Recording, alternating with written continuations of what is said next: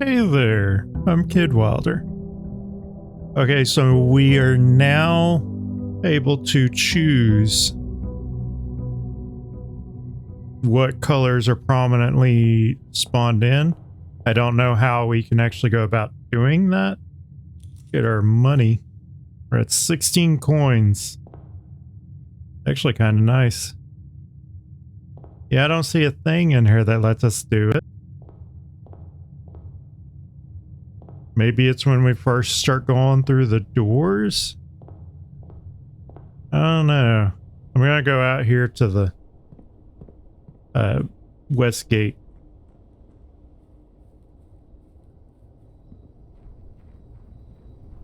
I'm not sure what the goal is on this run, other than, of course, all of our normal ones of trying to beat the game, get all the information. We could do the shrine, see what blessing it gives us with 16 coins. Kind of want to do the tool shed. I want to see what items we get. So we got the shovel. We got the lockpicks. Keep open that we get the wrench again. I want to show that off. I'm sad that the one time I got it, I didn't record it, so I had to delete it and undo the entire day. Do feel bad about that still. All right, let's go inside.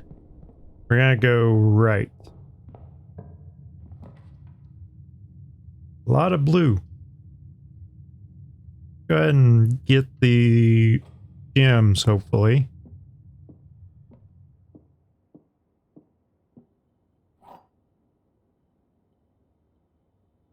Okay, what do you got for us today? The gems are in the blue box. Only one statement is true. Wouldn't that technically also create a one statement is true scenario? The gems are in the only true box. Both of these would more than likely be lies. Because if only one statement is true, this is a statement, meaning this is the only one that's true. And make this one false, meaning gems would actually be in a false box.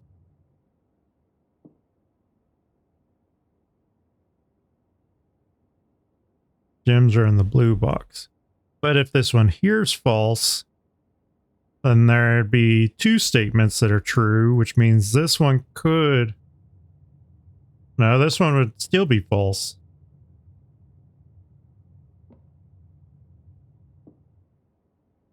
I think they're in the blue box.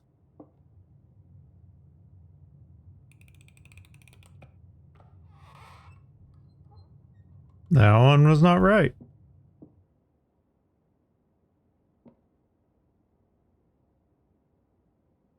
I guess it would have meant that could have been in the black box. To the drawing room. Place we can get one of our gems back.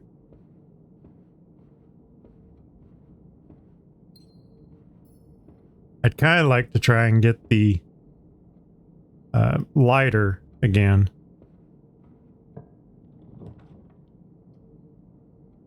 We can do the den, get a safety gem. See anything in here? Go over to this corner. We can either do 2 items or we can get 10 guaranteed steps.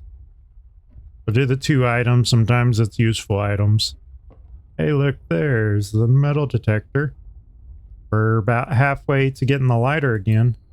I think it has metal detector and magnifying glass. You're seeing the magnifying glass. We can do the commissary, see what's for sale.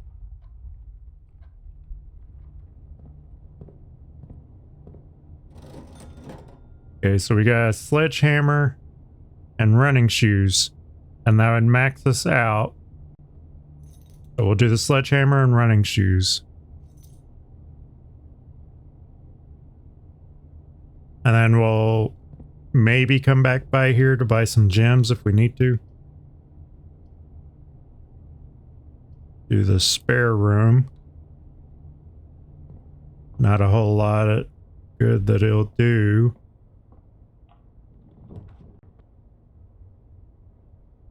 We don't have any cog rooms.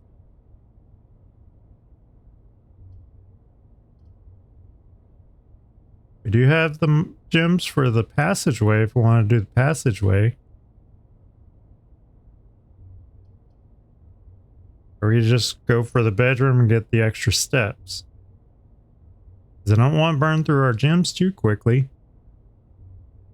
And we have no way of guaranteeing that we'll get more money to buy some from the commissary.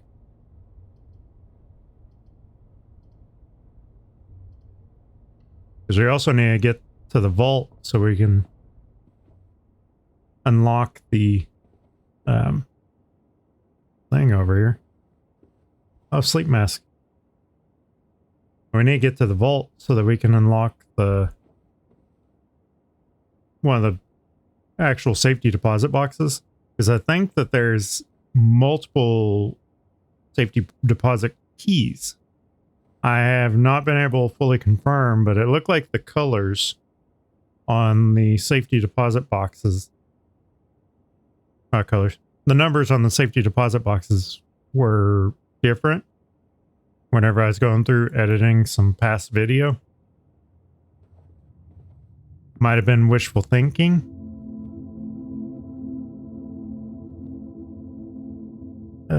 Stick to the right. At the laboratory.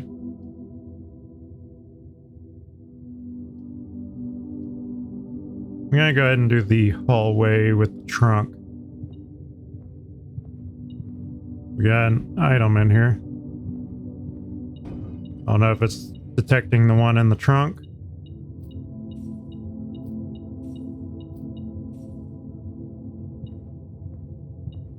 Oh, we got one in here somewhere. There it is. 10 coins, not too bad. Lockpick. Okay, we got the patio again. Oh yeah, we gotta get the archive. Means we also need to get the laundry room. We used one of our gems for the patio. What? Oh, so once you dig it up, you don't have to dig it up anymore. We got the battery pack. Ooh, we need the workstation, and then we also need the broken lever.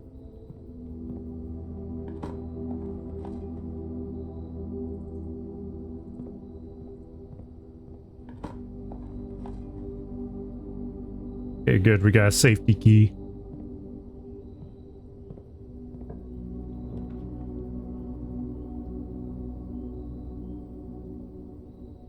Do the veranda. We'll do the corridor. Just do straight corridor. Sure, there's nothing in the corridor, but there's the master bedroom. I was hoping for that. An extra step for each room in your house. That's not bad. Plus, it's a bedroom, which means we also get our sleep mask. Let's go to the master bedroom. Plus 15 just for the number of rooms, plus an extra 5. We got another puzzle box. That's something in here. Hey, there's the safety deposit box.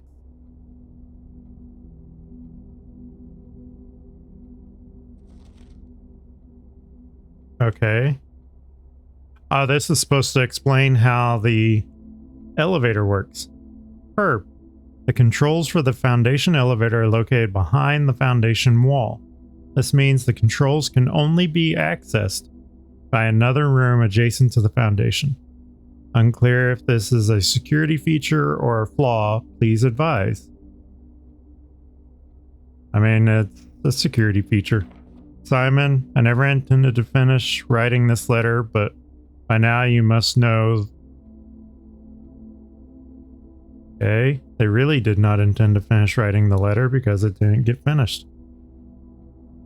We don't have anything there. Nothing there. I'm looking at everything in here before I go open up that puzzle box. Nothing here.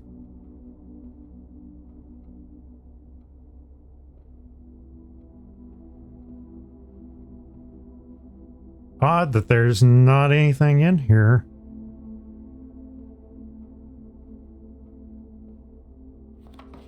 It's the Red Prince book. Oh man. There's fine print and I don't have the magnifying glass. To my encouraging uncle, who opened many doors for me, ever grateful Mary.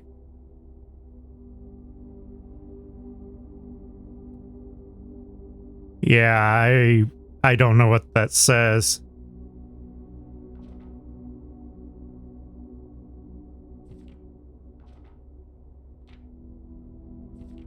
I don't see anything extra in here.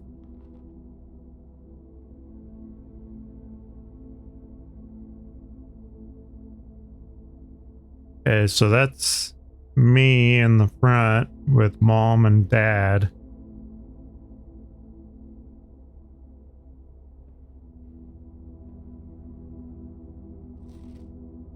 More Jai box fun for the family.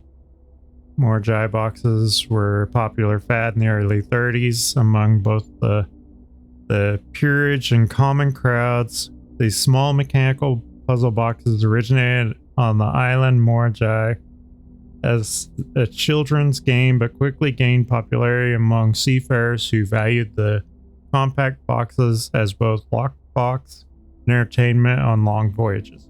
Over time, the boxes spread from port to port and eventually found their way into the homes and hearts of every realm. A traditional Morajai box is distinguished by a lid featuring a 3x3 grid of white and gray tiles. Each tile can be pressed like a button, which will change the color of that tile and the surrounding squares. The goal of each box is to find a way to make all 4 corner tiles into white squares. These simple rules evolved as the game spread across the world. Regional variations included new colors and mechanics, offering greater challenges and local flavor. While the fad may have ended, Morajai boxes still make for a memorable gift for both collectors and puzzle enthusiasts. So this one, I'm guessing we have to get the... Nope, it's white. We have to get white in the corners.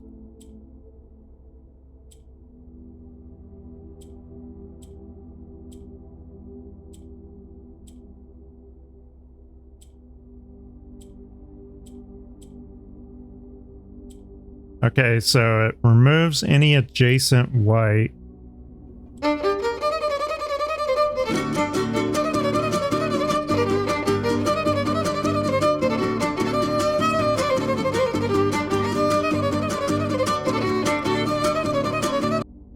There it goes.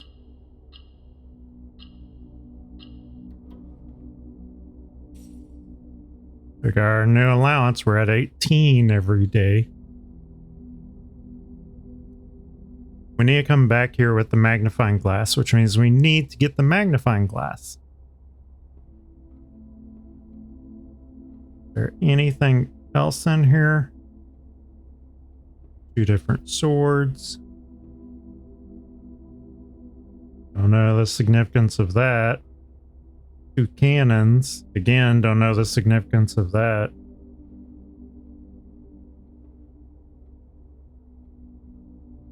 I feel like there's a message buried in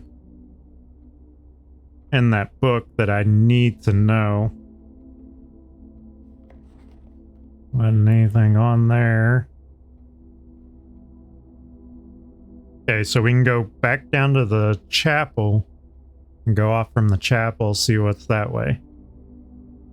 We need to get our gems up, so we could also go down to the commissary, purchase some gems, make our way over to the drawing room, and go off from the drawing room.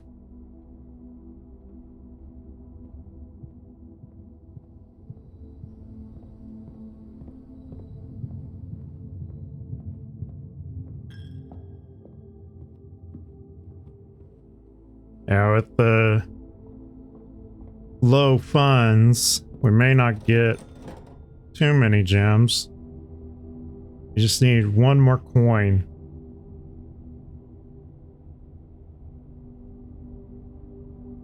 I feel like I need to hold on to that money until we can actually purchase those gems. A drawing room. Redraw, because both of those are pretty much dead ends. Library, which allow for us to read that one book that we want to read. There's the locksmith. Don't think we need the locksmith just yet. We're gonna do the library because we got that book in there that, like the Blackbridge. I wanted to get Curse of Blackbridge.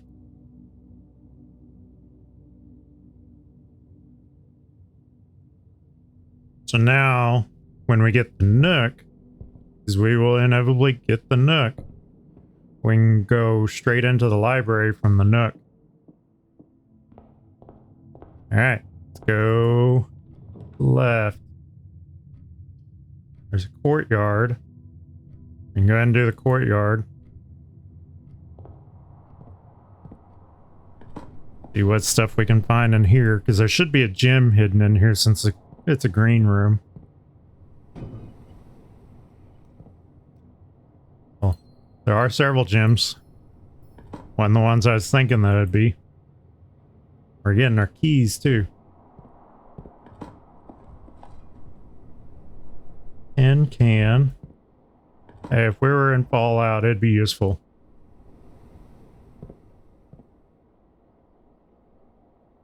Here, there'd be a gem hidden around here somewhere.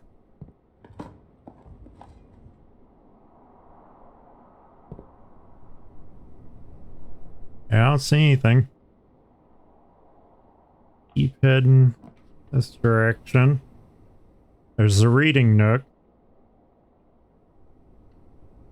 That'll give us access to the library so we can read the book in the library.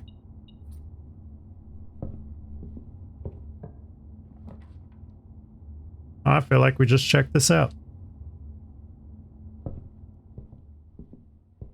Yeah, I like that little exploit. Curse of Blackbridge by Redford Ewing. Forward. The legend of Blackbridge is one that's well known to the people of the Grand Realm. For versions of this tale have been passed down from generation to generation. With each new telling, the story has changed, becoming over the years more colorful, more verbose, and, as one might expect, increasingly horrifying. However, with so many renditions and unique personal touches, the task of confining and binding this tale to text seemed an ambitious and impossible challenge. Over the course of my research, I have heard dozens of variations of the legend, and while the details would often change, I was surprised how much of the story's heart remained the same. Yet the more I listened, the clearer it became that there could never be a definitive version of this tale capable of capturing all the wonder and myth of Blackbridge. In the end, I chose to write down what felt most authentic, the story my grandmother told me as a boy long ago. Part 1. The Berry Picker from Oris. Many years ago, before peace had become a familiar word, there lived a group of rogues so wayward that the locals deemed it appropriate to call their number the Unholy Hounds. They were feral outlaws composed of society's worst in a time when society was at its worst. And for each crime that fearful travelers credited to the group, a dozen more lay unclaimed, each worse than the last. For the gentry, however, who often value their coffers more than their companions, no crime could measure more wicked than the group's primary enterprise, high road robbery. One such member of the so-called band of rogues was a boy of 13 years, Jesper, who had not been lucky in life, having lost 2 brothers to war and parents to famine. And the years of hunger that followed, Jesper lived in a gutter behind a churchyard, relying on the nourishment of scurrying bugs and weeds harvested from the cracks of the alleyway to sustain his pitiful existence. It is not surprising that a child aiming to escape such a hardship would take any easy road out. An easy and well-traveled road paved with temptations, leading out of the city into the gentry lands where loose purse strings entwine with the strands of salvation and glisten equally with the hope of opportunity. It was this road that eventually led Jesper to the end of his youth, a hidden cave at the bottom of Blackbridge Canyon. It was here that he met his surrogate family and saviors, that notorious gang of godless outlaws known as the Unholy Hounds. Despite the hardened circumstances that had led him to this vocation of banditry, Jesper was surprisingly tender-hearted and was often teased by the group for being too kind for such an ignoble life. For this reason, Jesper was assigned the innocent role of berry picker. It was not just innocence that set berry picking apart from the gang's more wicked undertakings, for it was the only duty performed without the safety of night's concealment. Jesper, no stranger to solitude, did not protest that he alone worked while the others slept soundly, tucked away in the cave at the bottom of Blackbridge Canyon. On one such occasion, Jesper decided to get an early start. He left the cave, berry basket in hand, and set out into the woods before the morning sun had even brushed against the tallest treetops. It was colder in the mornings, but the headway dawn afforded meant Jesper could reach the furthermost berry patches without worry of being chastised for tarrying upon his return. It took over 3 hours on foot to reach his destination, and along the way Jesper had passed by many a familiar bush, all priorly pillaged and so bereft of berries that one would have to dedicate several moments in earnest examination before finding a single one. Jesper was patient, but even patience has its limits. He was confident that even accounting for the time lost to this long stretch of travel, his efforts would be well worth the pains. Surveying the patch in this new grove surprised even Jesper. The red dots suspended among the leaves seemed as numerous as stars in the skies. Upon seeing such a bounteous sight, he clutched his berry basket tightly and nearly toppled over out of joy. Once he had regained his senses, Jesper quickly made a decision. He would not reveal the location of this newfound treasure. Instead, he would earn the respect of his confederates, who, upon seeing his yield, might attribute the success to hard work. Smiling at his plan, Jesper set off to fill his basket and was making steady strides in this task when the sound of thunderous hooves interrupted him. Carriage. The carriage is approaching? The thought of it made Jesper freeze.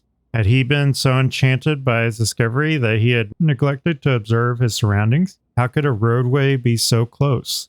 He ducked down and crept toward the impending sound, hiding behind one of the larger bushes nearby. It was only a moment more before the sound source revealed itself. Within 50 paces of where Jesper hid, an elegant carriage with gold trim came soaring around a corner of trees, led by 2 beautiful white horses. and conveyed by a stern-looking driver seated atop the vehicle, flaunting the most sophisticated regalia Jesper had ever seen. It was not just any carriage.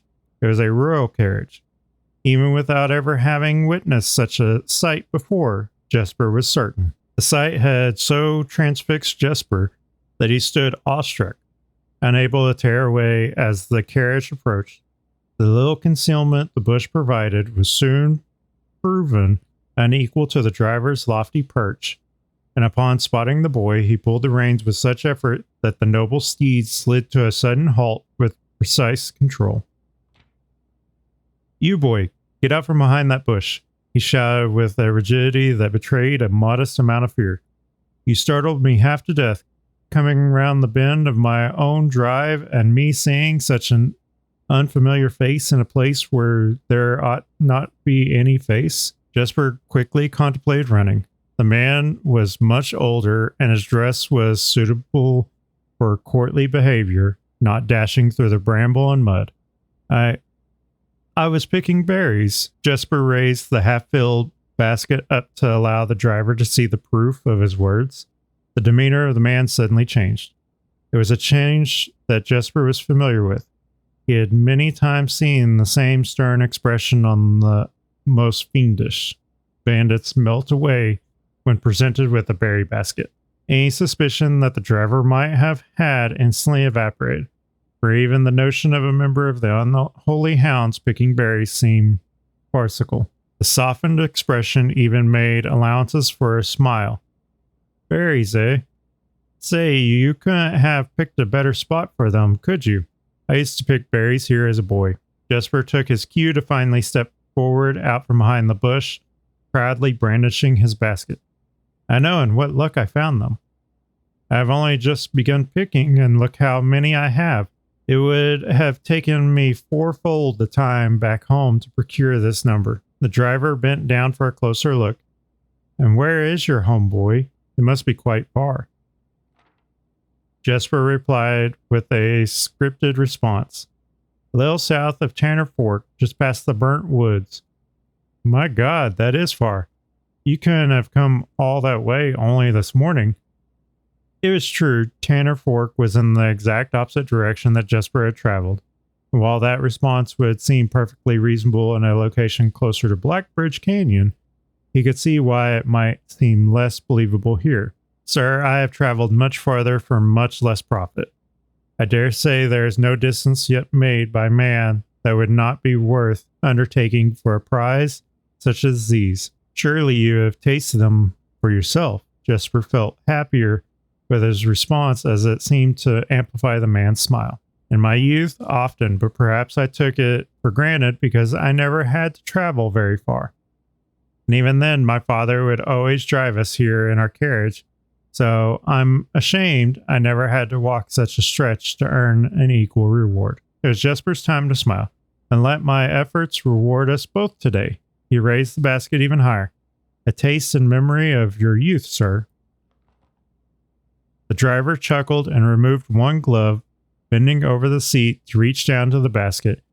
And at the moment his fingers touched the first berry, the dagger in turn met his throat, cutting through a superficial layer of skin and drawing blood. Jesper caught the man's startled eyes. "And for that taste, I will have your purse, sir, in memory of my youth." The driver's arm had gone stiff, his chin raised and trembling, more frightened than he had ever been before. Whether unable or incapable of speaking, he did not respond to the boy. Perhaps he did not think his jaw could afford to be engaged at this particular time. Jesper let the basket drop, freeing his other hand to probe the man's pockets. "Do not mistake me, sir. I will not kill you if you give me no cause. Though I will admit the thought of taking your carriage and leaving you with the indignity of walking appeals to me." Unable to find a purse in the man's coat, Jesper pivoted to search the seat under him. "Why have you no purse upon your person?"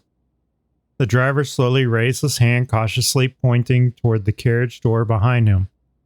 Jesper lowered the knife's edge a small degree to allow the man to speak, which he did and turned softly.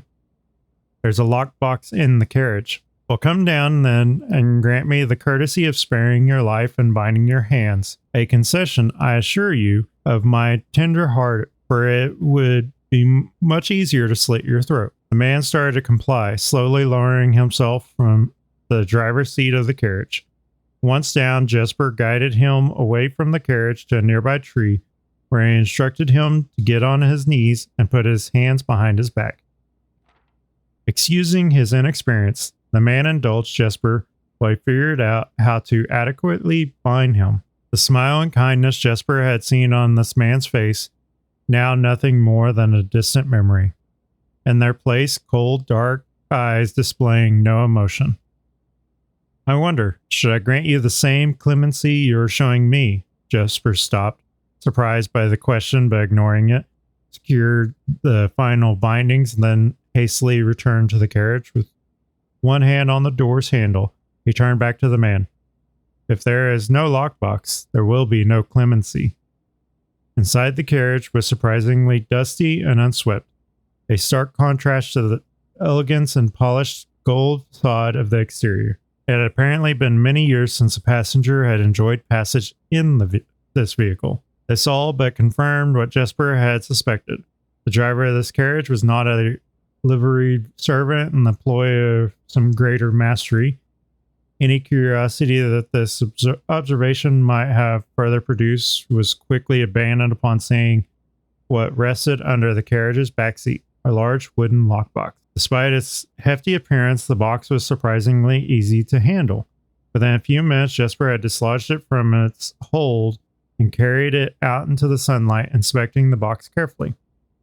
2 observations were made. Totemic symbols found carved on all 4 sides of the box hinted that the box was very old and likely not created by Arendia hands. It reminded him of artifacts from the old world and was presumably crafted in one of the ancient realms. Secondly, the box was secured by a rusted yet robust padlock and would not open easily without a key. Jesper looked over to see the driver quietly observing from his indentured position. Do you perhaps have a key you can provide me to open this box?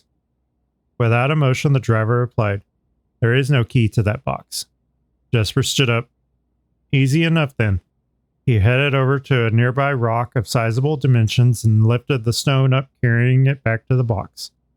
If there was ever a time when that lock had been resistant to brute force, it wasn't recent. With one hit, the stone had completely shattered the rusted lock. He bent back down and opened the lid. Inside was an effigy, a crude figure chiseled from stone. Without too much deliberation, Jesper bent down and picked it up, somewhat surprised how heavy it seemed given how light the box had felt. Having expected to find something more akin to gold or gems, he looked questioningly to the man, hoping to find an explanation. The driver's smile had once again returned. You are cursed, boy, for deadly is the stone. You have opened that which should never have been opened, and you are cursed. Jesper carried the effigy over to the man and shoved it in front of his face. What is it? That's 1. Feeling his disappointment rising to anger now, Jesper tightened his grip on the effigy. 1 what? You mumbling agenter? And in God's name, why have you no purse upon your person? The man did not seem intimidated. 1 pace. He paused for effect. 12 more, and you will be dead. He only had a second to flinch before the effigy struck him in the head and put an end to his cryptic ramblings. If there was ever a time when the old man had been resistant to brute force, it wasn't recent. Jesper looked down at the sculpted stone figure, now splattered red. Was it cursed? Was he cursed? He had, of course, heard stories of curses and had never doubted their validity in the past. But now that he was standing face to face with the possibility of being cursed, his mind pleaded with him to be skeptical. And if he was cursed, what difference would the knowledge make?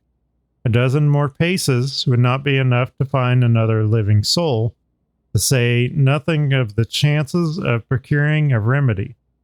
If he did not move from where he now stood, he could live maybe another 3 or 4 days, maybe more given the abundance of nearby berries. A plan that, if we ignore its obvious faults, might provide additional opportunities for help to come along. But what good would that do? To be discovered here, beside a body, a stolen goods in hand, bloated from berries and raving about a curse that could very well not be real. No, it'd most certainly be better to face one's fate now. Take a dozen paces and see if life goes on. But Jesper found his legs unable to make that first step. His mind was unable to convince his limb to waste away 1/12 of his life in a single motion. Feeling the desperation sink in, he hopelessly looked about him for a solution. And if by some stroke of luck the gods had heard his plea, a miracle materialized before him, as if he found himself suddenly at the end of a fairy tale.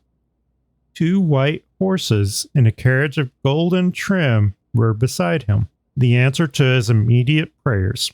He laughed at his fortune and calculated the short number of paces back to the road. 4, perhaps only 3 if he jumped.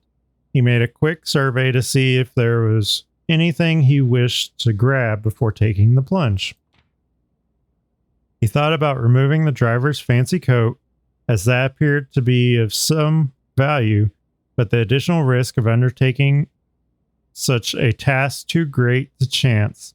And so, after a profound breath, he took his second, third, and fourth steps, though they were quite large. Seated now behind the horses, he reached for the reins and suddenly realized that he was still gripping the effigy. If the curse was real, then it would most certainly be better left here. If, on the other hand, the story was fictitious, there might be some appraisal that could be made of the figure. It was, after all, found within a lockbox, whose typical function oft secures objects of value. Having witnessed firsthand the horrors of destitution, Jesper found his mind equally reluctant to allow his hand to let go. If it is cursed, I die. If not today, then tomorrow. And if I die, what care have I? And with that statement said aloud to the horses seemingly, Jesper took up the reins with confidence. Part 2, Below the Black Bridge. Miller awoke to some light nudging from a familiar foot. Only one person would have the cheek to awaken her in such ill-mannered fashion. Shaking the sleep from her eyes, she glared up at him in the darkness, but did not say a word. He nudged her again, teasingly, then stepped back into the dim. After taking a moment for her eyes to adjust to the darkness of the cave, Miller remembered she was on third watch today. Quietly collecting her things and wits, Miller turned as she left, waving to her young friend who was more than likely already asleep. She crept through the cavern's main passage, careful to not wake the sleeping bandits around her. Like a hero in a book, she often mused. Quietly, she grabbed a bow from the haphazardly formed pile of weapons, shaking the accompanying quiver in the darkness to assess how many arrows it held. She then walked toward the sun-drenched mouth of the cavern, ready to start her shift. Above her, in one of the few trees found in the canyon, Miller could see that Revia was already posted. She waved and Revia waved back. Calling out to each other was strictly forbidden. Anything louder than a gesture in the canyon was forbidden. When Miller reached the tree, Revia lowered a braided rope and pointed to the ground behind her. Miller turned, followed the finger, and saw a pail of water resting beside a nearby log. She turned to Revia, nodded, and secured the pail to the rope. The pail went up first, and in turn, Miller followed. Revia reached across to grab the water. Miller leaned back to give her space. There is not much room for maneuvering in this tree post, a necessary concession for the concealment the outpost demanded. Revia tilted the pail up to her mouth, dramatically illustrating how thirsty she had been. Miller laughed silently as water poured out, splashing onto Revia's face. It was a bit too daring and noisy of a joke, and had the others been around, they would have certainly been scolded for the unwarranted sound. But Miller appreciated the efforts Revia took to verbalize the silence of the morning. They had been on third watch together for over a month, and during that speechless time, their friendship had grown into something special. Affection was unsurprisingly scarce among the unholy hounds. She had felt camaraderie before, of course, but intimacy never. From their elevated vantage, the girls could see both the concealed entrance of the cavern as well as a clear view of the bridge that spanned across the canyon. Blackbridge was the link between the Gentry lands and the northern mountains, the overpass that connected Oris and Reddington. To the city-faring travelers of the realm, the bridge was an unavoidable crossing, and the task was to ensure that travelers passed by without stopping. At night, the task was to ensure that they do. Like most of her band, Miller preferred the night. The biting glare of the sun might be tolerable to farmhands and bricklayers, but to a cavern-housed bandit, it was a source of constant annoyance. In the day, there was no shroud to conceal her expression, nor to hide her thoughts. She felt exposed. Revia touched her elbow and pointed up. Miller, striving to suppress a budding smile, suddenly shook her head in response. There were many signs of the unholy hounds used in lieu of words, but the two of them had developed an extended vocabulary. Gestures quietly forged in the shared solitude of their month among the branches. She watched as Revia shifted, placing her palms flat on the floorboards beneath them. Miller knew what she was trying to say, but shook her head a second time. It is often more fun to pretend not to understand. Revia rolled her eyes and turned away, looking back to the canyon. Squinting through the leaves, the two girls held still, watching and listening.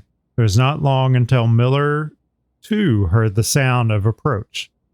Revia held up two bent fingers, and a few moments later, two men emerged from the bridge's southern end.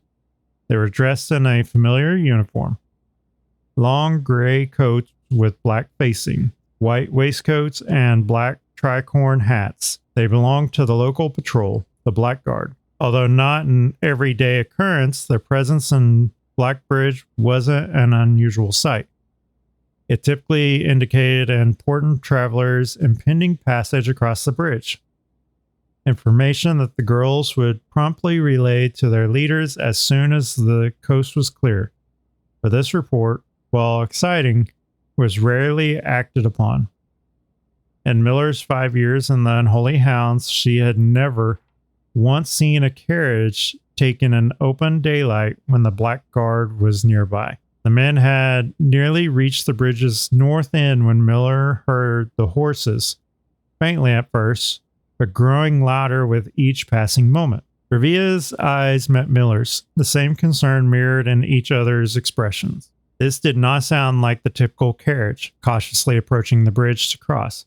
Instead of the familiar crunch of the high road's gravel, they heard the harsh clatter of hoofbeats against stone. Both girls quickly redirected their attention downwards, looking through the foliage. The sounds were not coming from the high road, but from the canyon itself. The horses were coming from below the bridge. In an instant, Miller had knocked an arrow and drawn her bow. Go. Revia was gone before the whisper had even left Miller's mouth. The young scout was already sliding down the bank below, racing toward the cave. There was no road that ran below the canyon. There was no reason for numerous horses to be approaching their cave. There was only one reasonable conclusion, and both girls had reached it instantly. The base had been compromised. This was a Blackguard attack. The moment the horses came into view, Miller let loose her first arrow. She was surprised to see a carriage. She had expected cavalry. Before she even finished processing that thought, her second arrow was in the air. Without a trail, it would be unthinkable for a carriage to traverse such rough terrain. Yet she watched as the wheels jolted over the rocky riverbed. A third arrow was now in flight, and there would be no need for a fourth. The driver slumped over just moments before the vehicle dipped into a small ditch, slamming into an embankment. The force of this sudden halt immediately shattered the front two wheels and catapulted the driver from his seat. Utterly confused now, Miller quickly glanced over her shoulder to see if any horses were also approaching from the rear. Down in the canyon, the entire horde of the unholy hounds came spilling forth from the earth as if hell itself had suddenly sprung open. The group seemed even more bewildered than Miller, half asleep and tripping over one another in a desperate attempt to engage an unseen enemy in combat. Miller could see Revia among their number, the only one looking up at her. Her expression was chilling. There would be no need for a silent gesture to convey what they both now realized. They had made a mistake. The gang's chieftain, Geoffrey Heartslasher, led the others, cautiously approaching the crashed carriage like a suspicious fox would near a baited trap. There were no words exchanged as the group crept forward in customary silence. A dozen or so paces in front of the wreckage lay the far-flung driver, an arrow protruding from his broken body. Beside him, a blood-stained effigy carved from stone. Miller was inconsolable. Jesper had always been her favorite. He had always shadowed her in the night, clinging to the hems of her every move, the way a child tails behind an older sibling. Tender-hearted, she had always called him, though deep down she had known that wasn't quite true. His appearance of gentleness concealed a raw, resilient durability that emerged in the most perilous of situations. He had been a flower among the nettles of this cave, but he still had thorns, honed by a grim past and 100 hands of misfortune. They buried him in the darkness in the back of one of the larger cavern rooms. He was interred with a berry basket and a silk handkerchief that he had treasured. The mysterious effigy they had found beside him served as a distinguished gravestone, a marker that stood out as somewhat special among the rows of similar swords marking neighboring plots. No one spoke, not even in whispers. There was nothing to say. Miller awoke the next day to a thunderous shaking and rattling of the earth, a far cry from the playful nudging of the previous day. She strained to adjust her eyes, but the choking sting of stirred-up dust caused her to flinch. Panic was also in the air. The sounds of scurried footsteps and clattering feet filled the space around her. But even in an alarm, the silence was louder. What was it that sounded so strange? Miller closed her eyes tight and used her feet to guide her along the passage. The whispers around her were getting louder, and intense voices could be heard ahead, louder speech than she had ever heard spoken in the canyon. A growing dread grew as Miller approached the mouth of the cave, her eyes now open wide despite the dust. Shouldn't it be day? Miller felt a hand in the darkness pulling at her. It was Revia.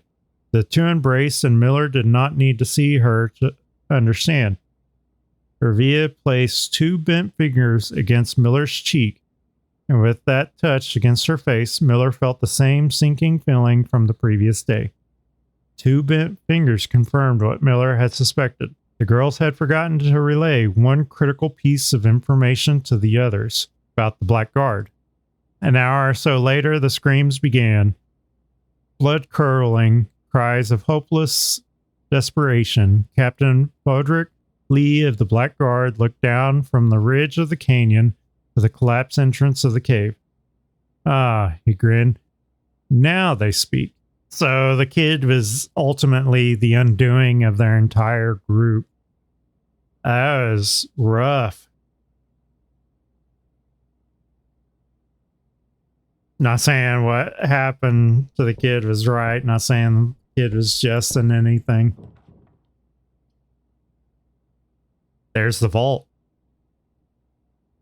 I could go ahead and do the vault, get the money, and unlock the other safety deposit box and hope that we can get the workshop again later.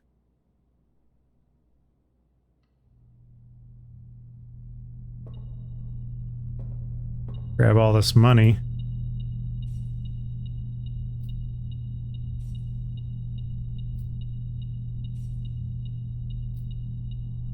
I think there's something over there I need to look at. So much money.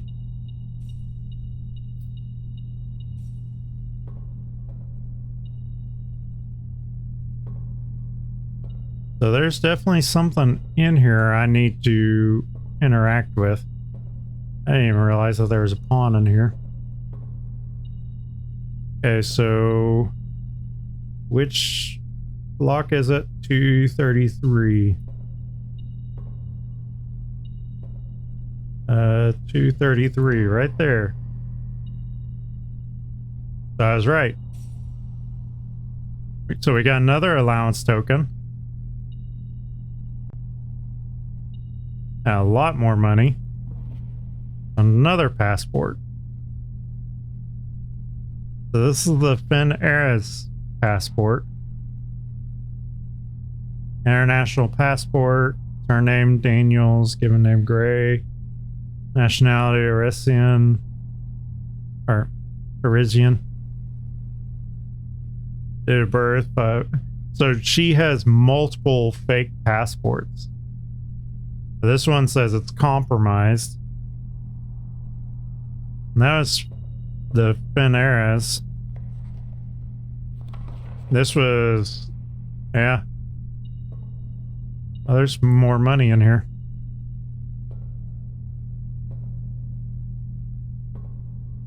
And I've got to get another one, I guess, because I did not see a thing in there. And we know that there's one of these has a special key, so we can unlock another one of those doors down below.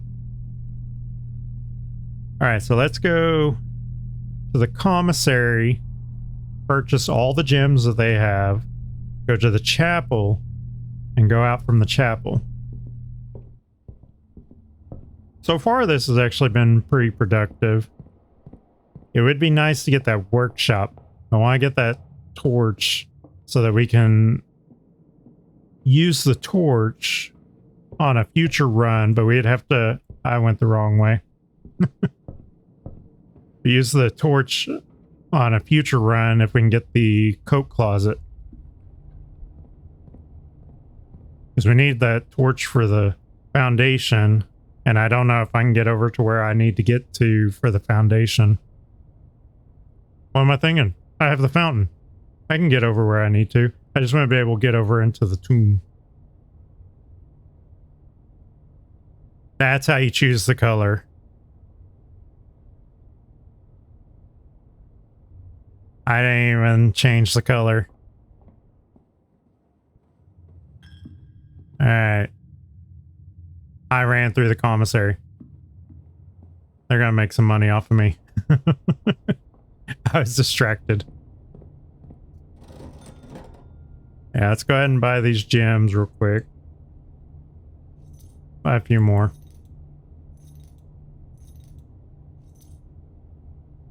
We have every gem. We have everything from the commissary. Let's go over to the store. There's the kitchen and then there's the observatory. Go ahead and do the kitchen. I don't think we'll really need it right now. We can do the bacon and eggs and get the morning room tossed in the mix again.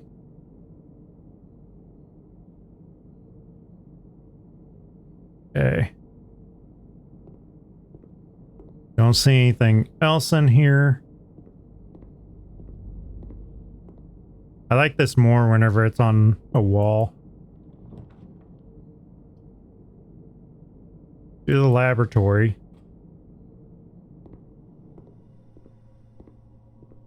can get the key card, it wouldn't be too bad. So we could actually go up through the foundation.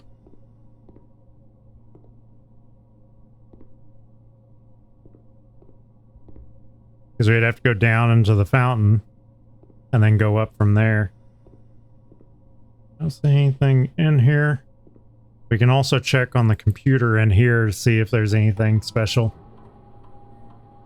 What experiments do you have for us today? Each time you find some trash while digging, whenever you spend 2 or more gems drafting a room, when you draft a hallway from another hallway, gain 1 key for every 2 hallways in your house, gain 3 gold for each red room in your house, a small chest to the entrance. We'll just do the trash and then the small chest.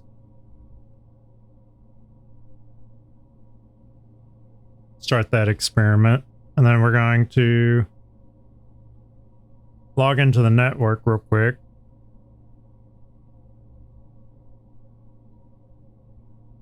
I want to do some changing.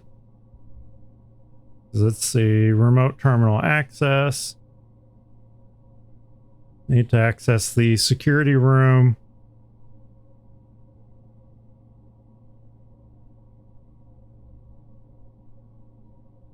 All right. Let's see, I missed 4 coins somewhere. We're going to change the key card system because I don't have a key card. We're going to drop that down to low. We're going to change offline mode to unlocked.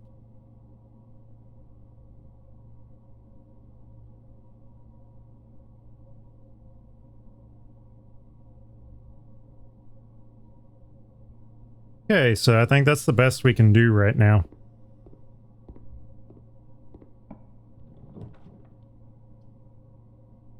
Good thing we did the bacon and eggs.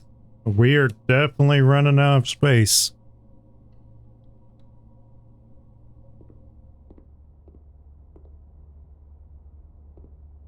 Oh, we got a lucky rabbit's foot.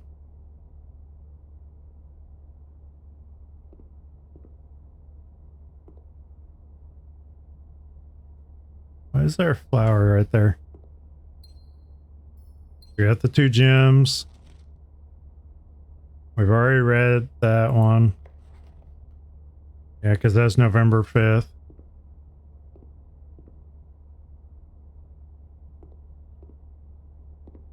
Don't really see anything in here that we need.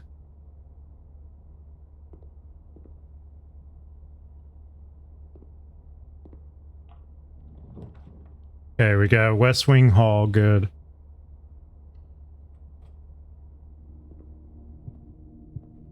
You keep going north. To the pantry. I learned my lesson with the ballroom.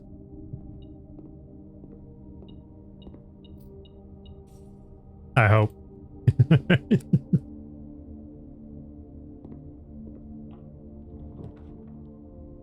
Okay, so we got security. We still have 0 cog rooms. All right, so let's do security. So that door is locked to us. We don't have a way of accessing it at all. We got nothing to do in here. And we've already checked the security terminal. Oh, we missed a fruit somewhere. Must have been in that morning room. Oh no, it's right here by the coffee. Definitely need to get access to a key card.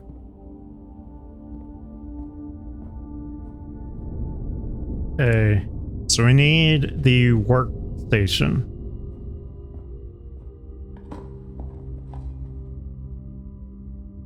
That way we can actually make the power sledge and the burning tool.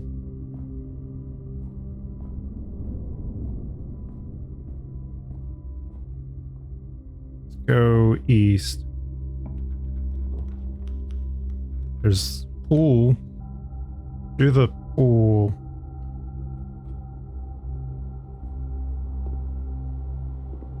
Won't really get anything from here immediately, but we'll keep going east. Had to use our first key. Okay, we've got dark room.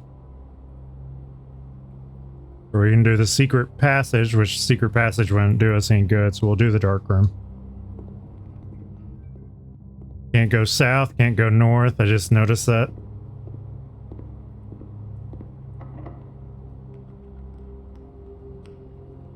Use the key. There's the workshop. We need the magnifying glass.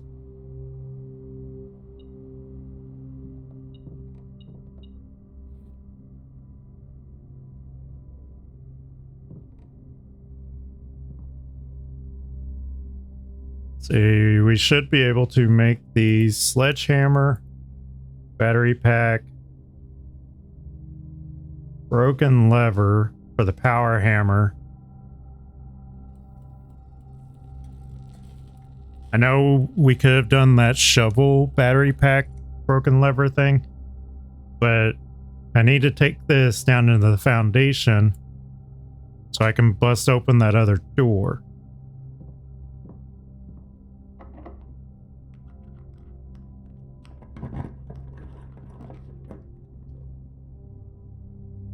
I guess we'll do the observatory, because we still don't have a key card.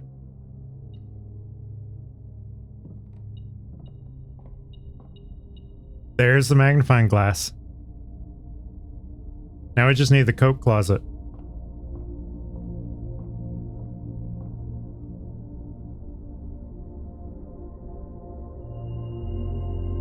Everything's 50% off today. That's nice. Pretty sure I bought everything. Today only, great deals ahoy. The sale sale.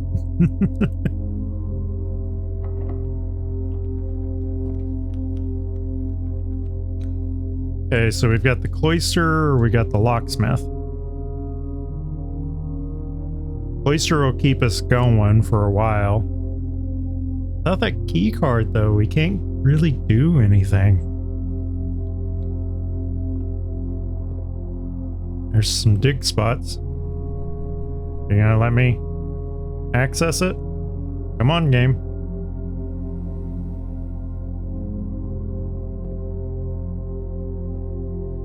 It's right here. I know it's right here.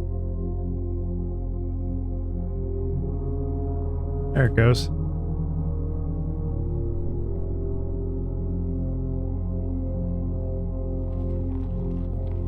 It's pain getting it to show up. Another coin. So we now have a small chest all the way at the beginning.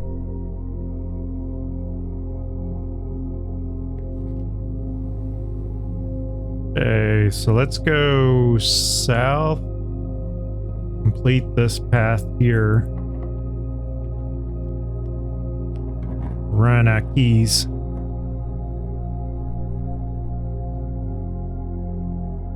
I really dislike things because that trophy room would have been fun. We can't do the Chamber of Mirrors because the workshop side is blocking that off. We'll do the walk-in closet and hope that we get a key card. We get another key. Got a compass. And looks like a couple gems. Don't really see anything else in here.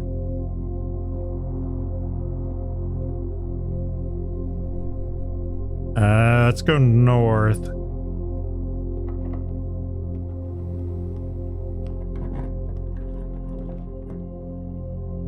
There's that locksmith again. I'm gonna do the locksmith. And I just hope that the special key is a key card. So we need that key card. Oh, secret garden key. Yay. Go and buy some keys.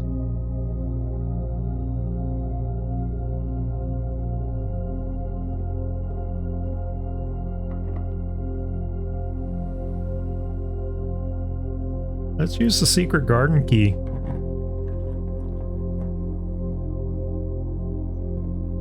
There's a thing I saw in here and I want to test it out. Getting a lot of turnips on this run.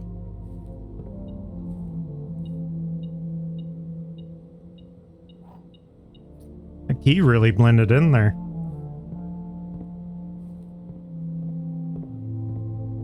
Okay. I thought you could break that.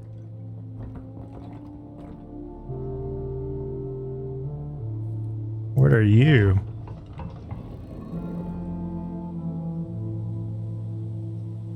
Huh?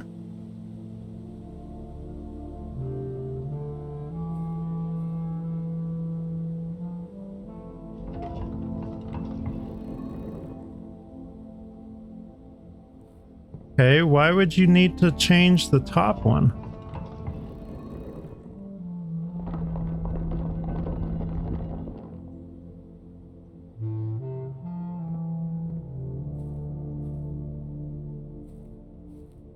Yeah, why would you need to change the top one?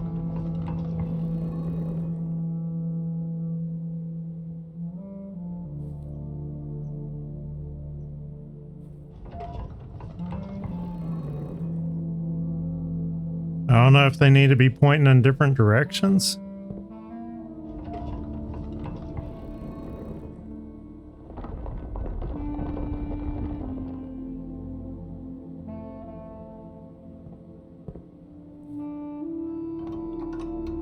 See, so pointing all those in that direction opens up a lever to that door.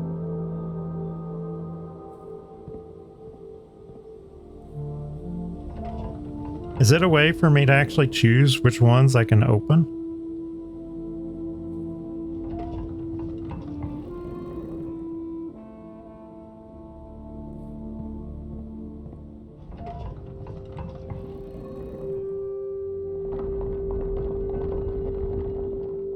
Oh, hey. We've already solved this.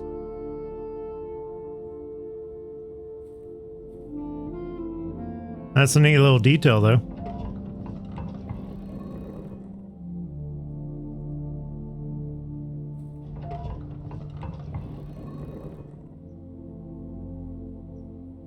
I'm gonna do this one just to confirm.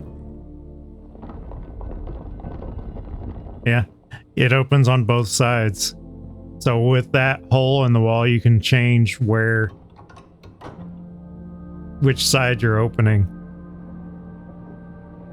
That's neat.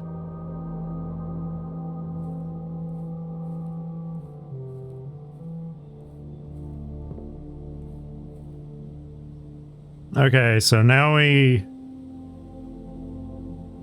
without the key card, we have no way of even getting into the antechamber, so I'm not going to worry about that. Let's go north. I want to see what's north.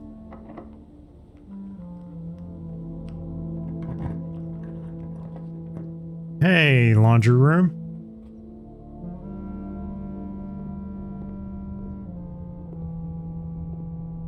Trying to figure out where is that. Is it over here?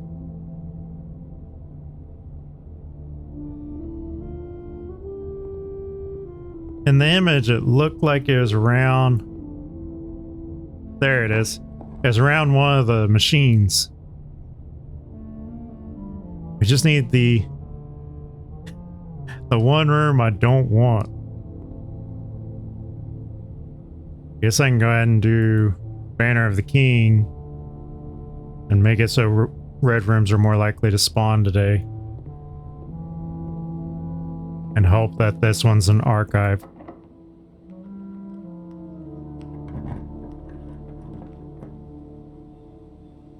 It's not what I wanted. Without that key card, we can't do anything. Yeah, we'd have to hope that the key card's either in the lavatory or the greenhouse. I could do the lavatory and hope that there's something nice in there. Most likely won't be anything nice in there. We'll do the greenhouse.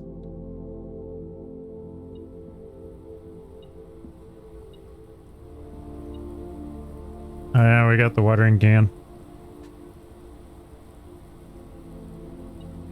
Okay, we got gems in here because of the water.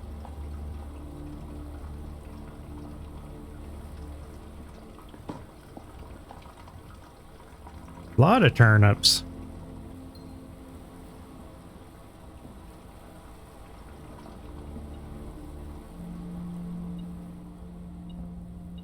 Okay, so we got a key. There's a spot I could break here.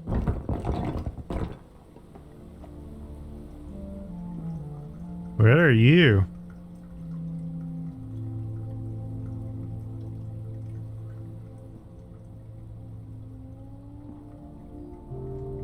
Correspondence envelopes. Several red envelopes. The original gardener's logbook. She loves me, she loves me not. She loves me, she loves me not. February 1990 to when I get fired. This is a record of my many indiscretions and lapses of judgment. Should this logbook ever be found, know that my guilt is exceeded only by my failings. As the groundskeeper of a vast estate, it is my responsibility to ensure the property remains well maintained and beautiful all year round. From the many green rooms of the manor to the sprawling lawns, it is my duty to attend to every aspect of the grounds, ensuring they are orderly, presentable, and accessible so that they may be appreciated by both guests and the family. That would be the day. This logbook, many years overdue, will serve as a record of some of my duties, discoveries, and contributions I have made to the estate over the many years I have served here as groundskeeper, and however many more are yet to come. Not many, apparently. And then they marked out the name. February 25th, 1990, a few months ago, I made a truly remarkable discovery in my role of Mount Holly horticulturist. Through years of breeding and experimentation, I successfully created a new species of flower with a fruit that resembles a gemstone in every detail. Although the fruit is not edible, it is nevertheless a marvel of nature, possessing all the beauty and brilliance of a genuine jewel, but with the added benefit of being entirely organic. Despite the creation of this flower being my proudest accomplishment to date, my joy was slightly curbed when I was informed by Randolph Moore that my employer's company, Cinca, had decided to deny my request to announce my discovery to the public, completely disregarding my years of hard work and dedication to this project. This decision was absolute rubbish. I have poured my heart and soul into this project, investing countless hours of research and experimentation to create something truly extraordinary. I feel this flower has the potential to make a significant impact on the field of horticulture, and it feels like such a waste to keep a gem like this hidden away for, quote, further research. As I suspected, they wanted the flower to serve primarily as a cheap way to produce resources for special floor plans. So all these gems we find are from these flowers. August 21st, 1990. I had high hopes for this logbook, but I have struggled to find a reason to add another entry. My employer's decision earlier this year has left me feeling disheartened, and I find it difficult to find the motivation to continue in my work. I am aware that my disappointment is affecting my performance, and I am reminded of that daily when I see the houseplants slowly dying as I make my rounds. Perhaps I should quit. I really should have. January 18th, 1991. My ambition has been reignited. I overheard, perhaps with some prodding, that the employee contracts for the staff are kept within the Baron's private office on the 10th rank, a fact I found quite remarkable considering that the house only has 9 ranks. This all but confirms the long-held suspicion that the rumored 46th room is in fact north of the antechamber, a suspicion that I had always considered too obvious to be plausible. As much as I wish to abandon all pretense of caring about my job to focus on this new project, I fear I must resume my gardening duties for the sake of appearances.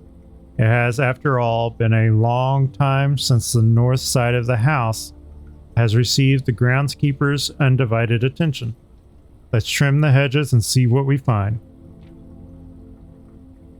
January 11th, 1991. If there is a 10th rank, it is impossible to perceive its existence from the outside. So if it does exist, then I'm going to assume that reaching it can only be done through the antechamber. Sadly, security has only gotten tighter in the years after Mary's disappearance, and that room is no longer locked behind regular doors that can be opened by regular keys. No, that would be too easy. Instead, the Baron had remote access levers installed in several different rooms of the house. Funny enough, I already know the location of 3 of these levers, as one was recently installed in the greenhouse, and another 2 were installed in the secret garden. It's almost like they were choosing green rooms just to tempt me. Which we already know about the 2 in the secret garden now. Antechamber lever locations. So there's one in the secret garden, but it also says mechanarium. Great hall, secret garden sealed. Greenhouse, weight room sealed. So the left side, you can open it with the secret garden lever, or there's a lever in the mechanarium. The right side, you can open it with the great hall, or there's the one in the secret garden. The south one, you can open it from the greenhouse or the weight room, which we have now discovered 5 of the 6 levers for those. The mechanarium one keeps eluding us because we don't get enough cog rooms. It appears each antechamber door has 1 primary access lever in addition to redundancy in another location. March 10th, 1991.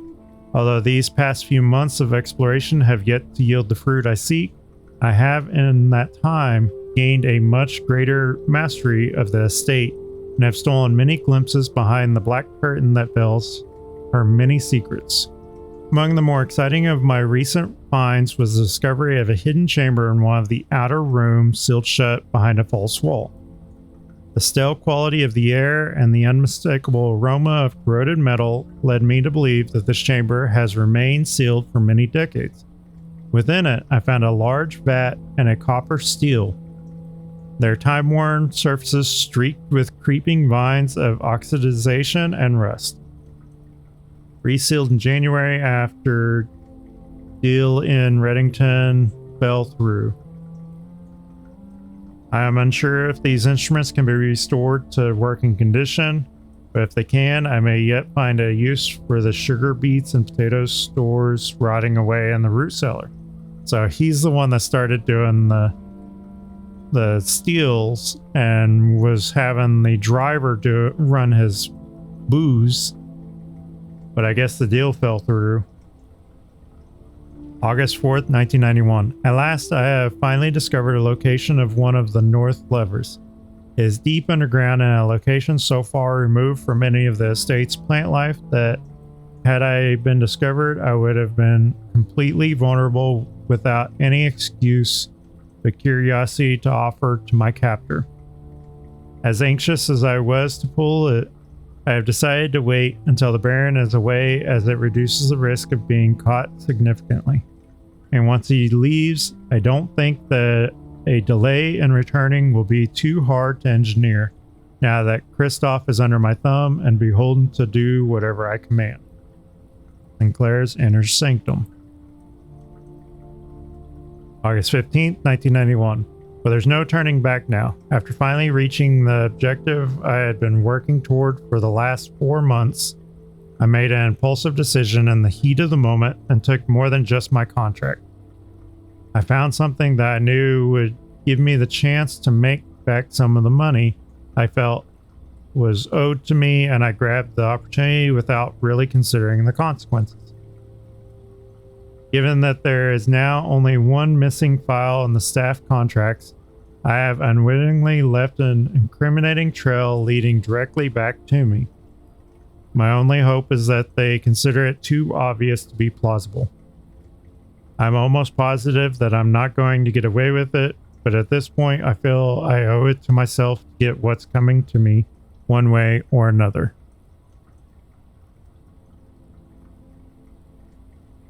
And then you have, I'm not sure what they're doing with all these cutouts.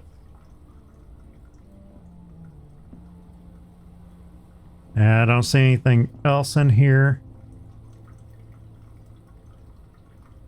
And if that hadn't blocked off there, I could have gone straight into another room.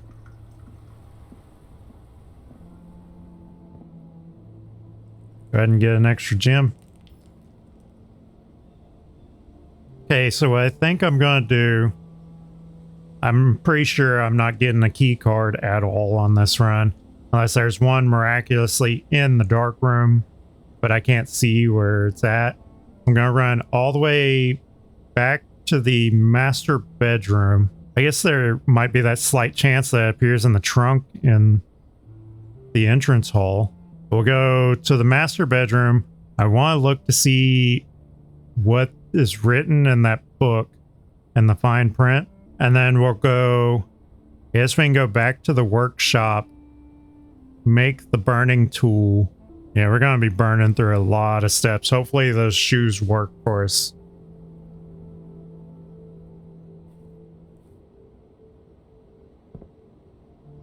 I don't think there's anything else out here. Oh, there's fruit out here. Oh yeah, because we have fruit everywhere now. I just have to make sure that I actually grab the fruit. We'll get little bits of steps here and there. So observatory, workshop, pool, and then foundation. All right. Yep. There's an apple right there. Workshop. Any food in here? Don't see any food. Pool. Don't see any food in here. We're back in the foundation. Can't go north because that's blocked off. Back in the security room. A banana. See if there's anything I missed. So we've got 4 coins, a trunk, and 6 fruit spread all over. Okay. So from security, we go pantry, west wing hall, and morning room. There's no food items in here. Don't see any food items in here. Oh, yeah. Forget that this is also a green room. Right, there's no food items in here. Did I miss one? I could have swore there would be a food item in here.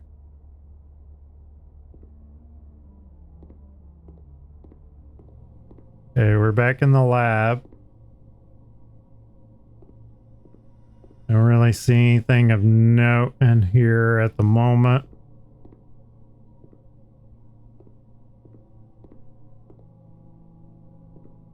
Yeah, everything looks normal. Go ahead and buy some food. Get the club sandwich. buy all the bananas at 1 coin a piece. Why not? We're gonna need all of those steps more than likely. Okay, chapel, hallway, patio, corridor, and master bedroom. Going straight across. And we've got a banana over here. It's a few extra steps. Don't see any food items hidden around here. None in there. Don't see midnight snacks in this room. Okay, what is that? Fine print. Yes, they made me change the ending of course as you predicted. So it's something we already knew. Which the ending, we hear that when you get to room 46.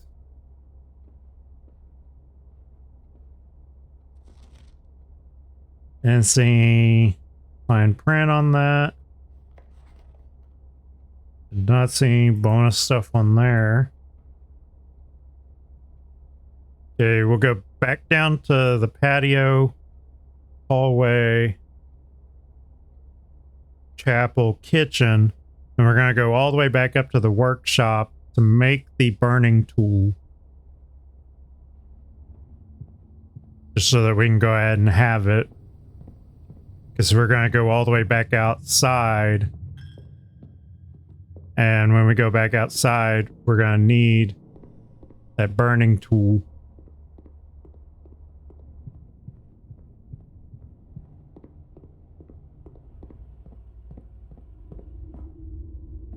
Which there's a faster way to get over.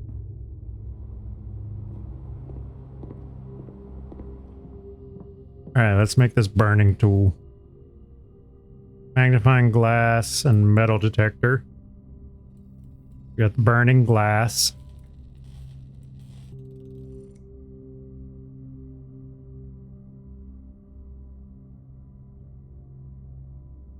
Can't do anything. Okay, so shovel and compass makes dowsing rod. Running shoes don't do anything. Okay, compass. Running shoes, sleeping mask, nope. Running shoes. Nope. Sleep mask doesn't stack with anything. Yeah. I would do the dowsing rod, but it's kind of pointless for us at this point. Okay. Let's get back to the chapel. Definitely getting our steps in. There's something I needed to do in there. I don't recall. Hopefully we get enough steps so we can come back and check. I'm just trying to stick to the plan. Keep seeing that sunflower on the counter there, and I'm like, ooh, banana. Hey, food. Any food in here? No food. Food? Nope, no food. And then we've already bought everything here. So we purchased everything in all the stores.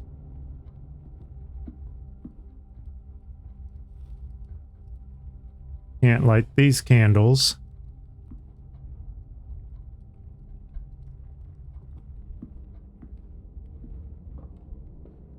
Okay, we're back in the drawing room. And it goes drawing room, parlor, entrance hall.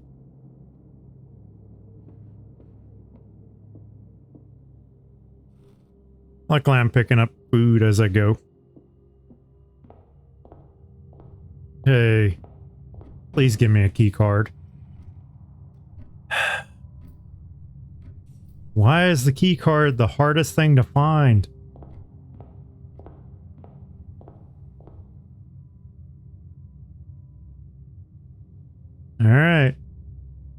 Let's go down through the fountain.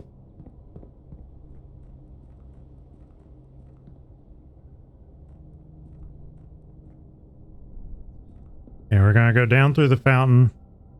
We're gonna go to that cult room that has the table in it. I say cult room.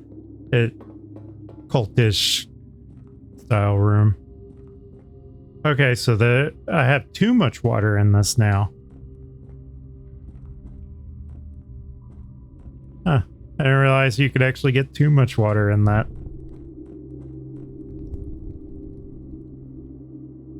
Start lighting these.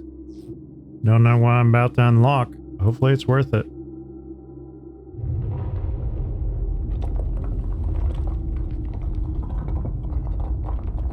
The staircase?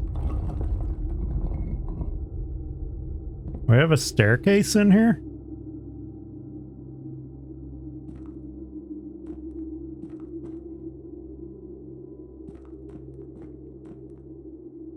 This is really dark.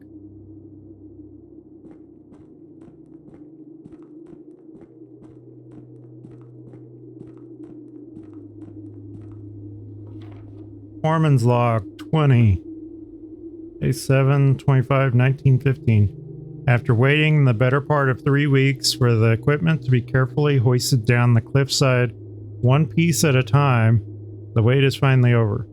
Today we begin our formal foray into the mountain and begin excavation of the first tunnel, the first of many. To prevent future delays, Thomas Sinclair has generously volunteered to install a freight lift to facilitate both personal transport. However, after seeing his ornate designs, one can't help but feeling the Baron's delicate taste might be better suited for the ballroom crowd. Regardless of the particulars, I'm sure my crew won't object to riding down to the tunnels in fashionable style. Oh? Oh! I've got the door open now. I know exactly where we're at. Because over here is the chess set.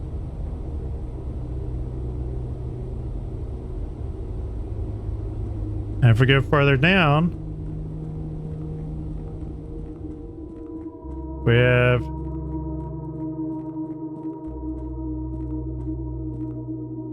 what would be the elevator, but don't have the elevator there right now.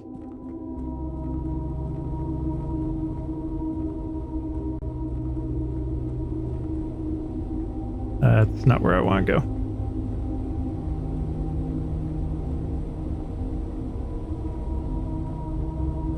So now that we're down here, is there any special thing that I can do? That is so wide.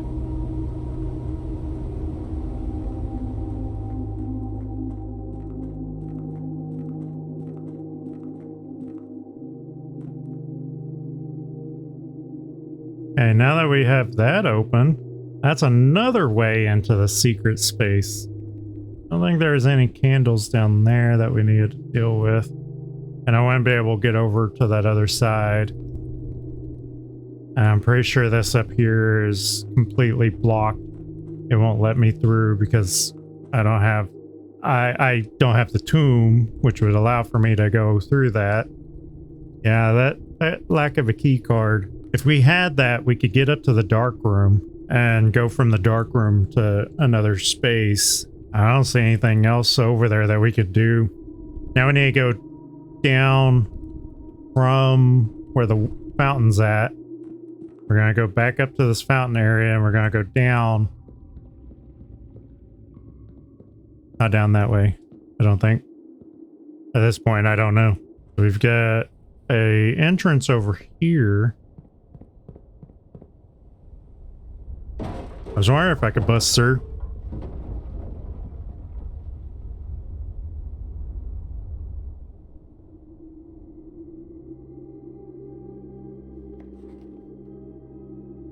NRS Patent Office, Scripps and Redford Mining Co. patent for high pressure condenser. Figure 1, high pressure condenser. Steam line to boiler. Figure 2, remote power box steam line.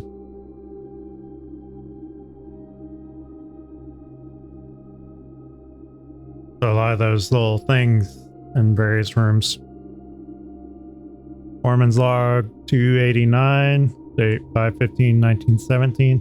Excavation progress is going smoothly and crew spirits are higher than they have been in weeks. I believe this increase in morale is in no small part due to the installation of the boiler, which has honestly been a godsend. We now have steam power and no longer have to rely on raw muscle to scrape and heave at the clay like dogs. The new steam power hoists and winches are fully operational, and we have been able to unearth over 5 times as much sediment per shift as we had been previously excavating.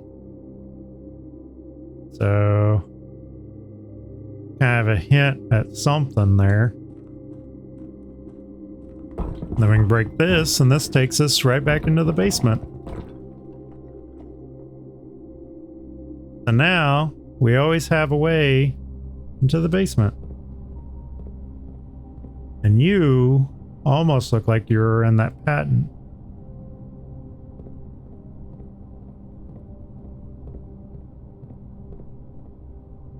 Yeah, this will actually be a lot faster to get back up to some of the area up here. If we could just get the key card reliably. Because without the key card, I cannot get up there. See any torches here?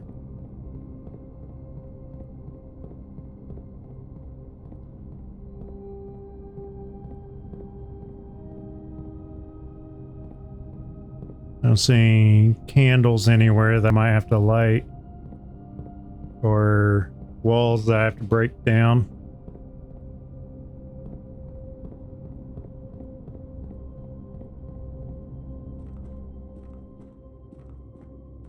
We definitely need to lower the water level in there.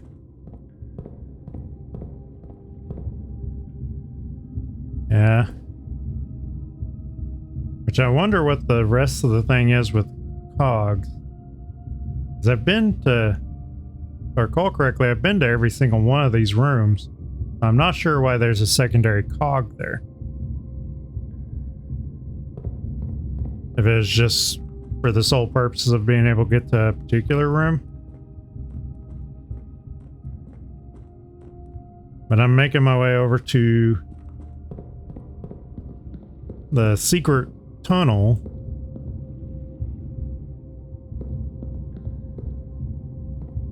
Because I want to go in here and see if there is a possibility. Are you kidding me? I have run past here so many times and ran right past this room. Are you serious?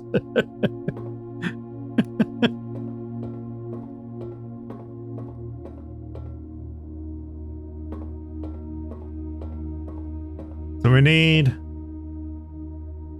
something with the boiler. Does that mean I need to have the how? How would that work?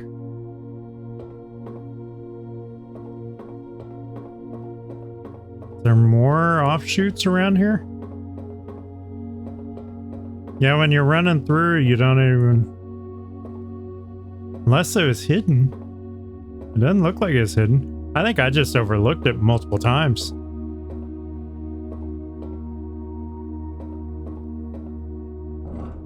I'm gonna have to look back at some old footage and see.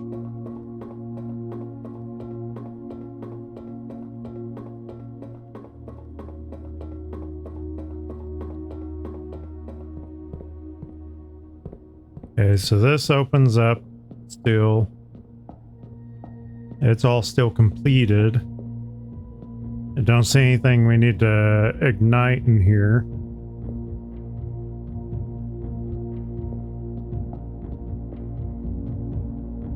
there's nothing back that way.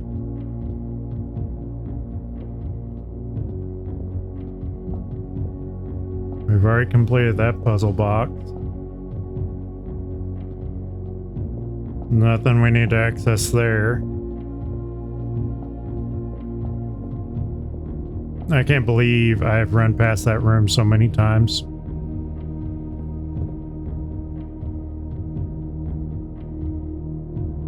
Anything else we could do? 'Cause I don't recall seeing anything we could light or break or any of that stuff.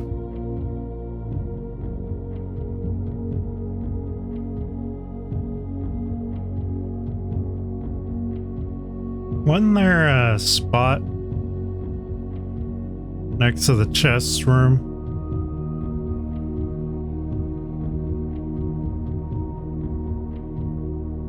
I feel like I need to go back outside and explore some more. There's not much else inside here. And as you can tell, I have overlooked so many things, and I've got tools right now. I just want to use everything I have to the best of my abilities before I call it. Yeah, that absolutely had to have been opened up later. There's no way I could have been that blind to it. I mean, there is the possibility. Surely I would have noticed it.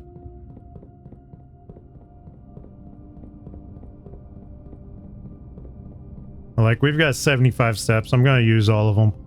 I will probably jump ahead so that you don't have to watch me run through this entire area. Okay. Can I use anything down here? There's those torches in here. Can I light those torches? Ooh, I can light the torches. Hey, there's stuff in here. Found a secret floor plan. Would you like to permanently add tunnel to your drafting pool? Tunnel. Always draw a tunnel while drafting in this room. Yeah? A complete manifest for all of the excavation equipment has been rigorously checked and delivered to the upper branch.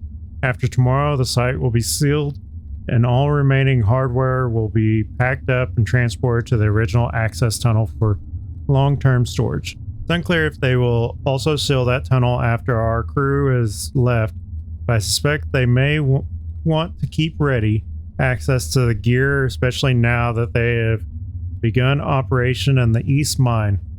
A month ago, I believed that the discovery of gemstones in that cavern was directly linked to the closure of this site, but now I'm not so sure. The Baron doesn't seem the type to value shiny baubles over history. So this was Foreman's Log 621, date 6/18/1918. Okay, is there anything else I can do? Maybe there's a wall I can break.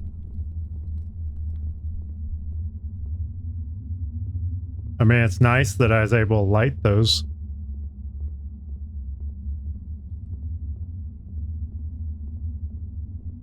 Yeah, I don't see any segment of wall that's gonna let me break. It definitely looks like the tunnel goes farther.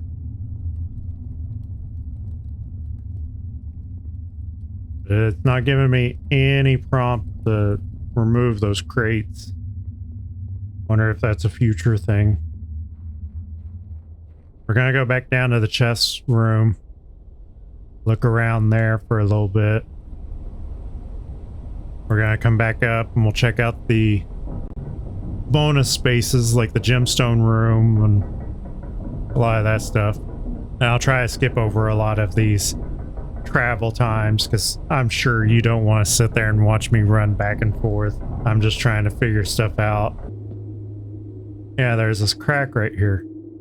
Okay, I can break it.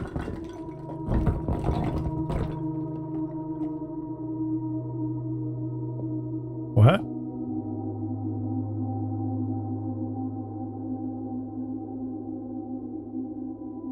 Castle? What does that mean?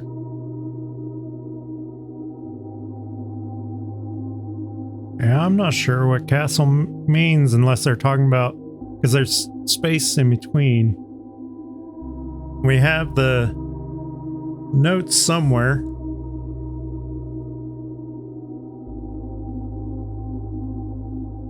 There's 1, 2, 3, 4, 5, 6. Okay. So we've been finding little pieces of paper and notes around that has in Blackbridge Grotto. It had I space I O O, and there's nothing else on there. And then on the first passport we found in the vault, it had I D and then like 4 spaces underneath that. So is it CIADSIO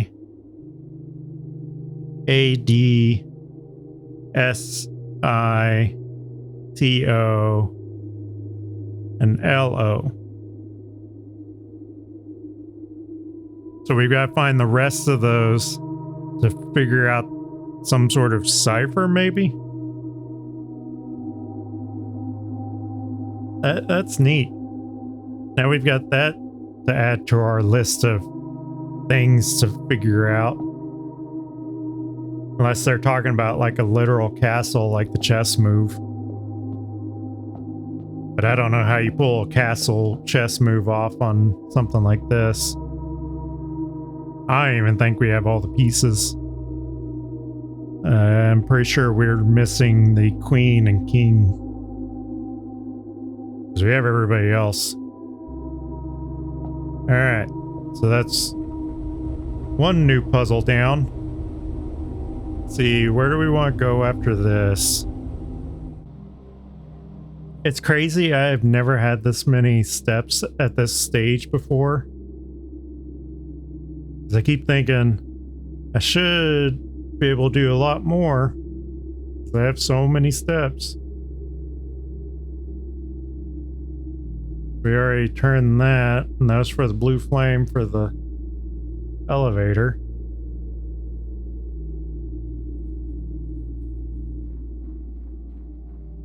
So we checked that out. And then there's the apple orchard over here. Another we can do here. A bird bath there.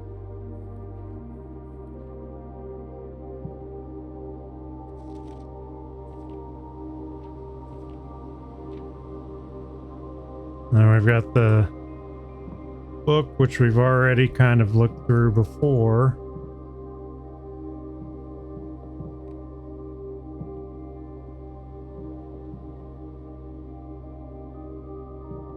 Nothing really on here.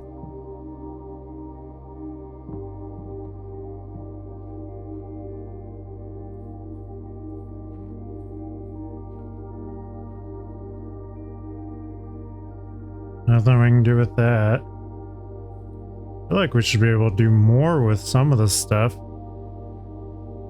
Like turn the heat on. There's nothing in there we haven't already seen 100 times before. Oh wait. Huh?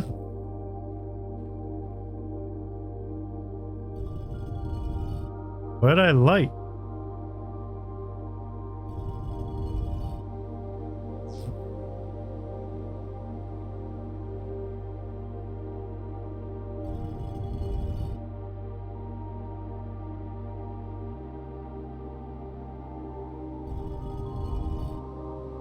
Where am I supposed to rotate this?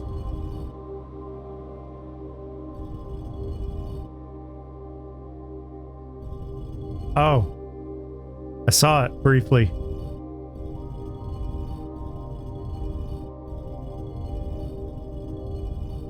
There's a imperfection in there. That? What? I just opened up another spot for the microchips. Wonder what happens if I bring that microchip there. Okay. Did that do anything? Did it change anything around here? I just need to figure out where the other microchips are.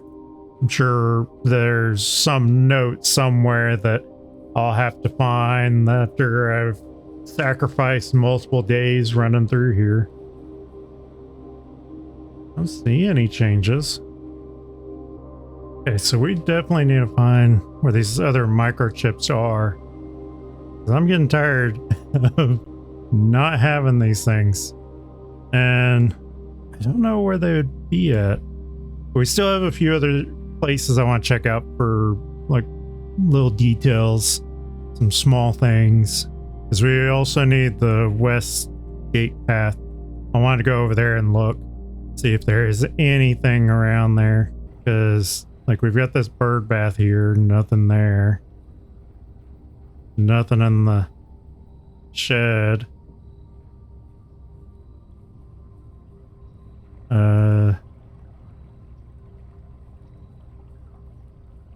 Don't really see anything with this low walls that I can't jump over.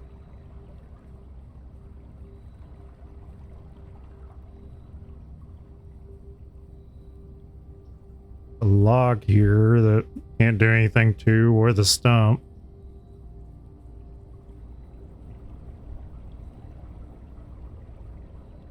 I know I probably should not be moving as fast as I do. Okay, we don't have anything there. Nothing seems to be there.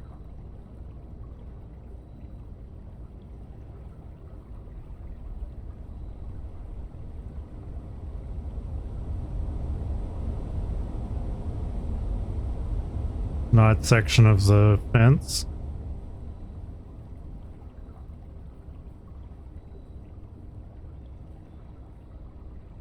Oh, there's a dig spot right here. Small data microchip buried in an old jar. Looks like it might be able to be plugged in somewhere. Okay. I guess we should probably check out the rest of this bank. Do you have something on you?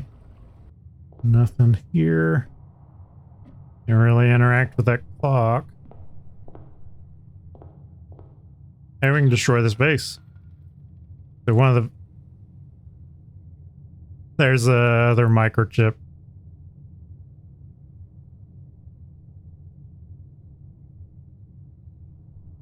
Was that the vase that was in the video? Because I looked at them before. I couldn't do anything to it because I didn't have the sledgehammer. Man, this is a long video. Okay, what happened?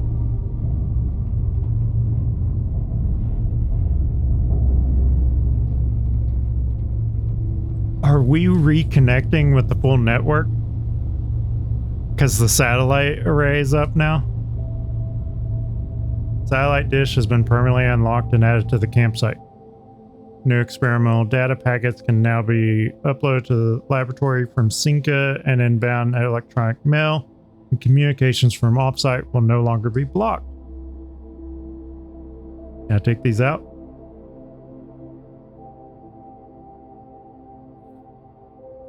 Hopefully that does not mess things up.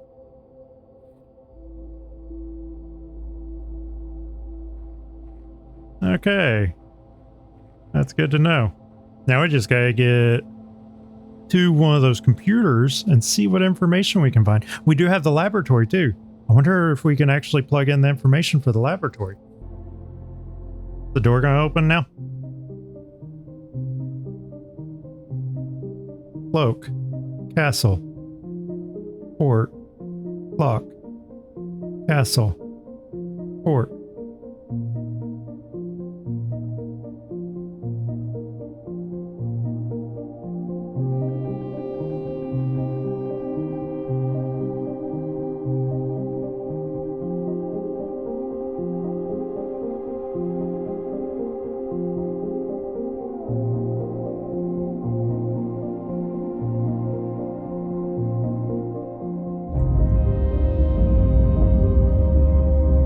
What's through there?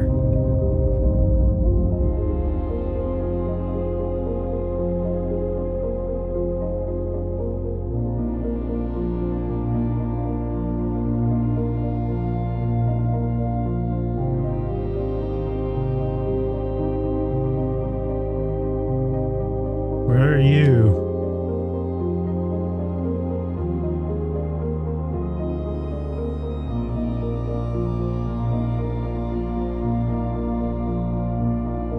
Throne room? Reclaim the crown? I can actually add the throne room back into the draft pool. Starting tomorrow, throne room will be permanently added to your draft pool.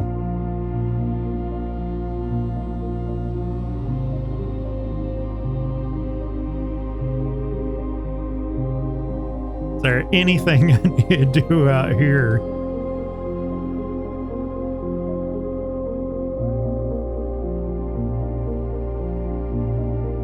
Wonder what the throne room will do. Like, is it actually a legitimate thing? Am I about to start a war?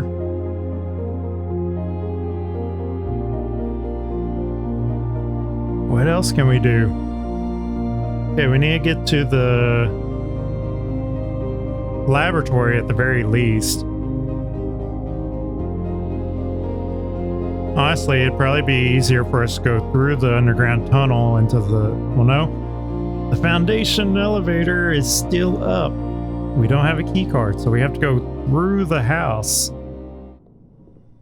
Okay, we got the lab. What the lab tells us.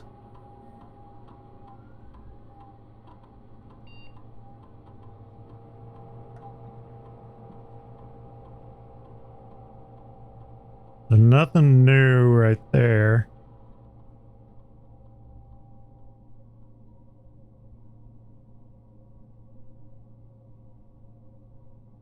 Able to access stuff on here.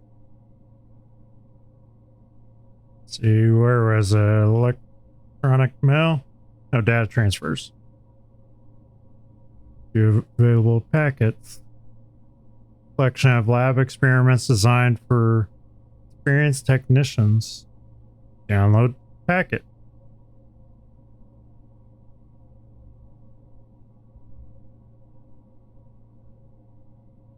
I know 8 new experimental triggers and 8 new experimental effects. Really?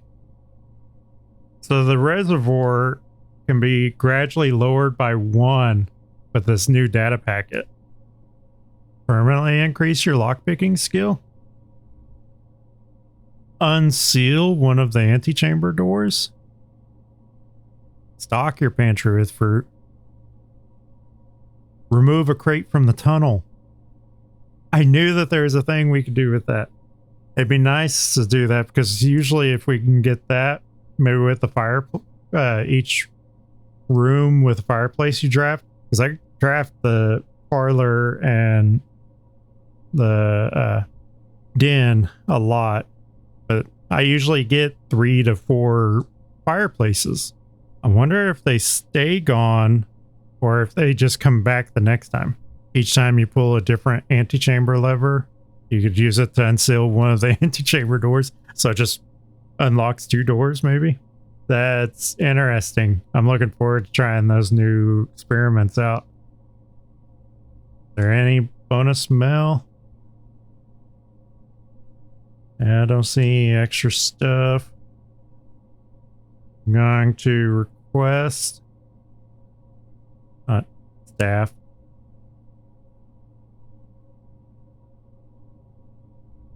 Do a special order.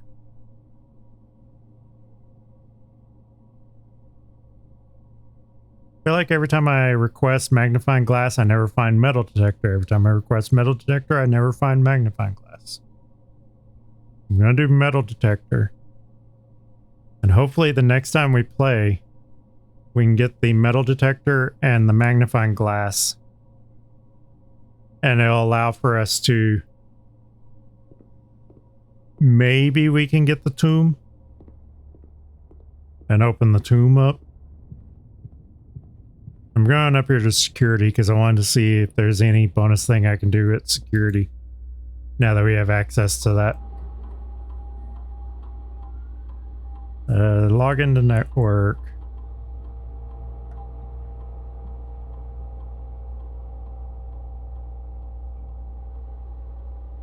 Data transfer. We have no data packets available at this time.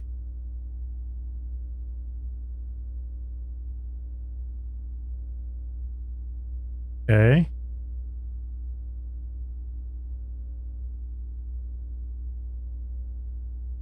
I can still only do one.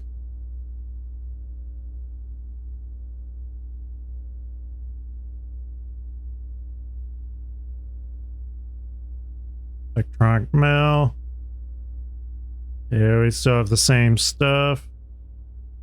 Wonder if the HSS works on the lab. I'm gonna check that out real quick. Is there anything else I need to do before I invest the rest of my time into this? Now we don't need to go back down the foundation. Can't do anything with the dark room.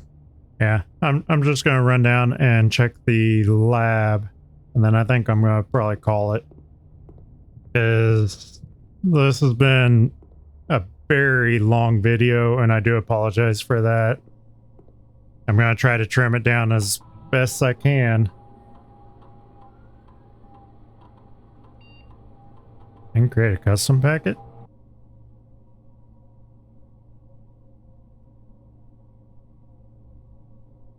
Okay, it doesn't work here.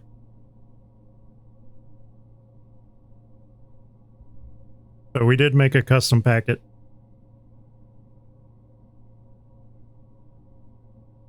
We now have, looks like, all the permanent unlocks for the moment. I'm sure there's probably one more hidden in there somewhere. Can't do anything with any of the security doors. That's frustrating.